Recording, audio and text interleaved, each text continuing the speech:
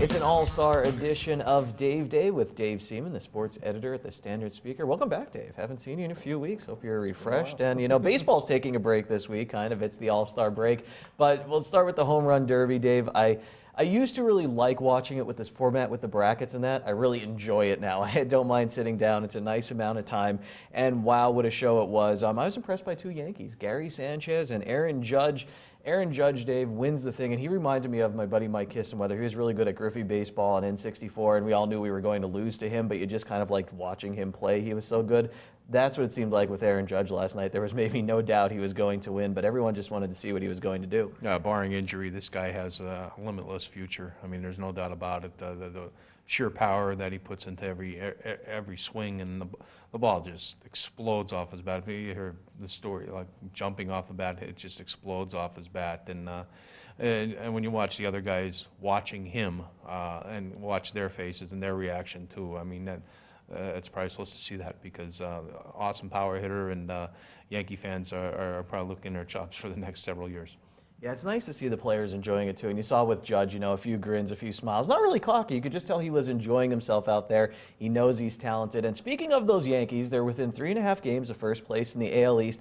And the two guys we mentioned played at Scranton Wilkes-Barre. So that pipeline, that farm system is very good. And maybe get out there to PNC Field, because you never know. Yeah, especially now. The Yankees have made a lot of trades over the last, especially over the last 2 years, where they were able to replenish their farm system, and benefits the rail riders, no doubt about it, and it benefits local fans, because we get an opportunity to see these people in person before they become Yankees. And it sort of reminds me of like the Yankees of the early 90s. They were stockpiling their farm system with a lot of talented players, and you know what happened then in the late 90s is when they became a little dynasty, and Yankee fans will love it. Yankee haters won't like it, but the Yankees are doing it the right way, building up through the farm system, and I said those guys are fun to watch. You don't have to be a Yankee fan to appreciate how good they really are. And Dave, just a few months ago, I interviewed Clint Frazier at Media Day for the Rail Riders. Now he's hitting walk-off home runs for the Yankees, and Dustin Fowler got called up. I interviewed him, and he's making an impact for the Yankees. He was selected to the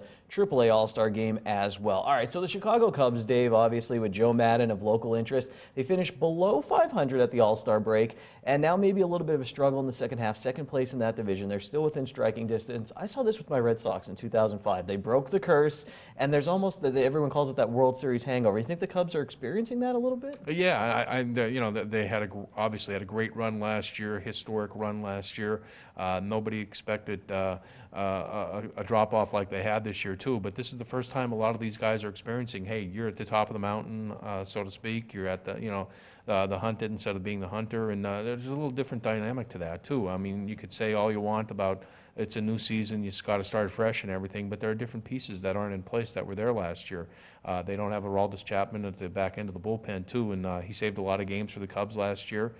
Starting pitching hasn't been as good, and some of the guys' production has dropped off. You had a guy like Kyle Schwarber, although he was hurt last year, he showed what he could do at the end of in the postseason when he came up and he hit really well for the Cubs. But this year just hasn't been there for him. It's not saying it's not going to come back for him too, but it's a growing process, and a lot of these players on the Cubs are youngsters who haven't experienced success. Now it's a chance for them to show what they're made of and bounce back. And as we've talked about time and again, that adversity breeds character in players and teams. And Cubs will have their opportunity. They're not that far off the pace, and we know Joe's been there before. He knows how to handle these kind of guys, but it's a little different situation this year. Yeah, two things they do have, Joe Maddon and Theo Epstein, and that trade deadline's coming up. We'll see what they do. Locally, Dave, Valley West Little League, they win the 10 to 12-year-old District 18 championship. You covered the championship game. Wow, we could mention some kids, but you really have to mention almost every kid on that team, because they're good, that whole roster. Yeah, there's no doubt about it. They hit from 1 through 9 in the lineup, and even the kids that came off the bench had big hits for them the other night against Valley East. And not to take anything away from Valley East, because they were a worthy champion, and they weren't going down quietly. Kyle Peters is Valley West manager. Jeff Antolik said one of the best Little League players you'll see around here. Jeff's own son, Brett Antolik, too, another fabulous Little League player too.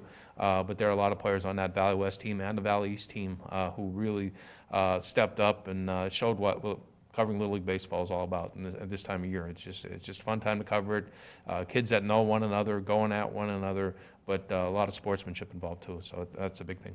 So a lot of good local baseball players upcoming, a lot of interest in the tournaments. If you saw the crowds at Whispering Willows Park the last few nights, and at Valley East on Friday night for that game against Tri-County, again, another team that we got to mention, the team from the McAdoo, Beaver Meadows, Tresco area, they had a fabulous run. They lost their first tournament game.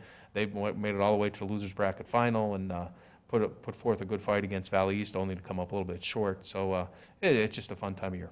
This is a great time of year. Dave, thank you for your time today. We'll see you again next week.